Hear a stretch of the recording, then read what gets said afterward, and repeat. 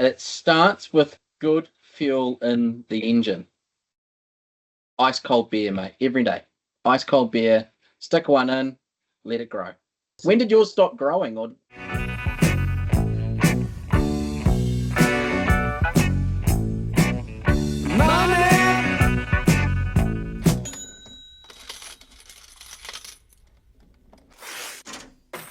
welcome to the Two Ball Brokers, where the education is as sexy as we are. I'm Paul. I'm Danny. Why did you join Vega, mate? So you were obviously with another firm. You mentioned that earlier, and then you've gone back and joined. You've come to Vega. What brought you to Vega? I'll be honest, it was like progression, really. I was working at a smaller brokerage, and my wife actually used to go on holiday to Waiheke Island, and she used to actually go to one of the Vega advisors' houses, and it was just by chance that we was up there, and I was talking to my wife's parents, and they said, "Oh, did you know that so and so is now living on Waiheke Island?"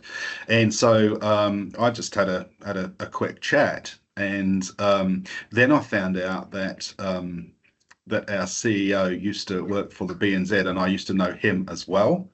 And really amazingly, and this is really quite funny. When I was doing my level 5 papers for mortgages, I do mortgages and insurance, but when I was doing my mortgage papers, I did it through Strategy, and my trainer was Frank Zwister. And when I joined Vega, Frank had obviously moved on, and Frank was our compliance person at Vega at the time. So the guy that trained me then was, so I had everything. The stars were kind of aligning, and it just sort of made sense. The other reason as well is because, we've got a 50% partnership with Bailey's real estate agents, and it's like a match made in heaven. If you think about it, you've got Bailey's selling, what a premium brand in the real estate market in New Zealand. They're selling, some quality properties. They've got a fantastic name in the market, and then I get an opportunity to embed myself in that culture as well as Vega's culture, and go in there and sit in there with really experienced real estate agents. They give me the opportunity to sit in on their meetings. They give me the opportunity to go out to open homes.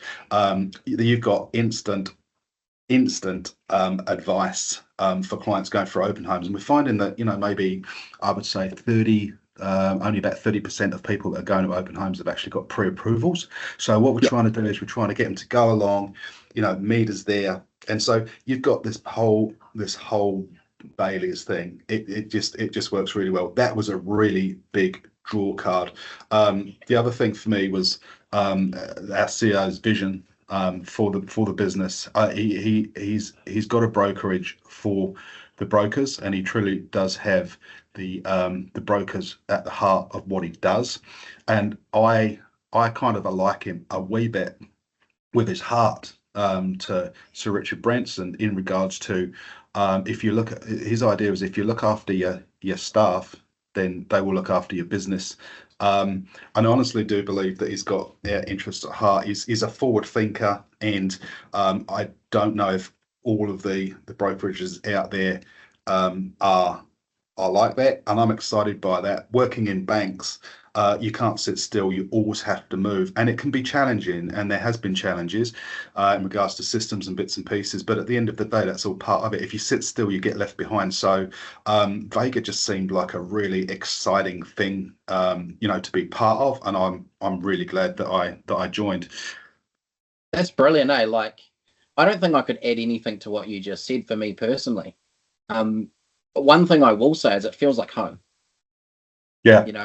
Being a part of this team is like, it's like your brothers and sisters. Yeah.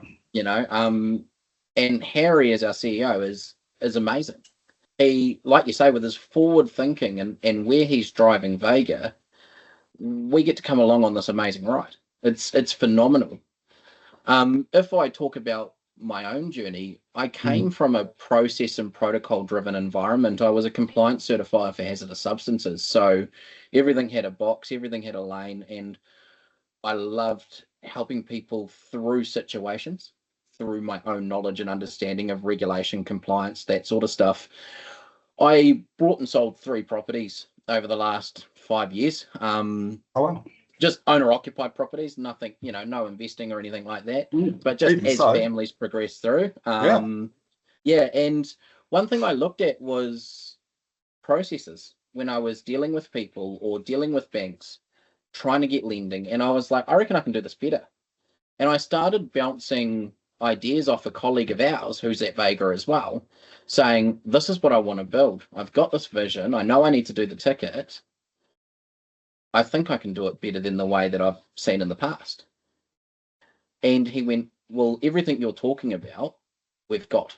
It's here, and it's at this place called Vega, which was just amazing to see and hear and meet Harry and actually understand those processes.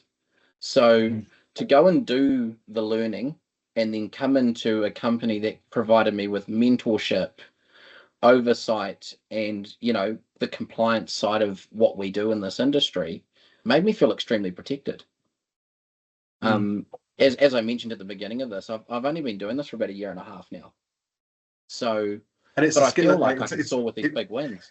It's a scary environment to sort of like go into if you are a lone wolf, and you've not only got the comfort of knowing that you've got a bit, a reasonably big team behind you. I must admit I do feel the same in regards to we've got a really good WhatsApp chat, and we don't know everything. I don't profess to know everything, and I never will. The amounts of changes at banks and policy and procedure on a weekly basis are absolutely quick. Yeah. So, I mean, we've got a couple of WhatsApp chats there. We've got an interest rate and a test rate sort of thing, where we can, any changes, bang, it's there, it's instant, which gives you so much confidence when you're speaking to clients. So, and then obviously you've got your group chat, and we get curly questions quite often. Quite often brokers don't get the vanilla deals. Quite often they get the deal at the bottom of the cliff after the accident's happened, right? So, it isn't just like, I don't feel as if it's Danny's got to go and find the answer if he doesn't know the answer. I feel I can fire the answer, the question, sorry, out to our group, and then all of a sudden we've got 70 sort of like minds, and yeah, it would be great to catch up. It would be great if we was all in the same office. I'm in Hawke's Bay. Paul, you're up in Waikato there. But we've got brokers all up and down the country, and I think it's probably a good time, Paul. I just need to know how you get your beard looking so. You mean this thing? Honestly, that's what I would say in England. As a proper beard, there's a lot of grooming that goes on there. Now, my tash probably is the closest thing that I've got. But that is a beard and a half. I mean, there's a lot of grooming that goes on there. What you mean, is that product, or what do you? I'm more than happy to talk about it, man. It starts with good fuel in the engine. Ice cold beer, mate, every day. Ice cold beer, stick one in, let it grow. Honestly, it's so important. No, I'm just joking. I do. I will say. No, you're not. No, you know me, mate. You know me. This camera's only got half of this, eh? and that's the way it's going to remain. No, I'm more than happy to talk about my beard. Hey, look, maintenance. Just like we help people maintain their mortgages, I look after this beast too. So I do wash it. More than just a cold water or a rinse in the shower. I have a beard shampoo, believe it or not. And I have a beard oil that I put in sort of 3 to 4 times a week. I like to put it in for appointments and things because it gives it that nice sort of glow and that nice look. Yeah. Yeah, man. So I know where I you're take coming care from. of it. And lastly, just regular combing it. So I've got my beard comb and I just give it a good comb out occasionally, especially when it gets a bit longer. Like this was trimmed about 2 or 3 weeks ago. So yeah, if it does start bushing out a bit, I like to comb it and just keep it nice. But yeah, that's my beard, man. That's my beard. Awesome. When did yours stop growing? Or when did mine start going great? No, I regularly I like to keep the shorter kind of the shorter kind of look. I use a really nice Italian. I do the old style sort of shave in, so I do the wet shave. I've got the boar head, the boar hair, sorry, brush, And yeah, so I'm a bit old school like that, but I've got Love some it. like Italian sort of like cream that goes on, and then I've got the beard, yeah, and the oil and all this sort of like carry on. But yeah, I think it's important, a bit of men's grooming. I mean, we hear all the time. You see all these sort of podcasts with all these beautiful women on there, and they're sort of like, look at that. But I'll tell you what, there's a lot that goes into looking this bloody good, mate. When you're a bald man. I mean, we've just had National Women's Day, haven't we? And I've just wanted to throw a shout out to all the bald men out there. We're here. Absolutely. We're not just for Christmas. You know what I'm saying? We are part of the makeup and fabric of this great country. That's it, mate. There'll be a bald men day one day. I guarantee it. I guarantee it. Oh, man. And the only thing I'm going to add to that is thank you for listening, guys. You've been listening to the Two Ball Brokers, where our education is as sexy as we are. Money!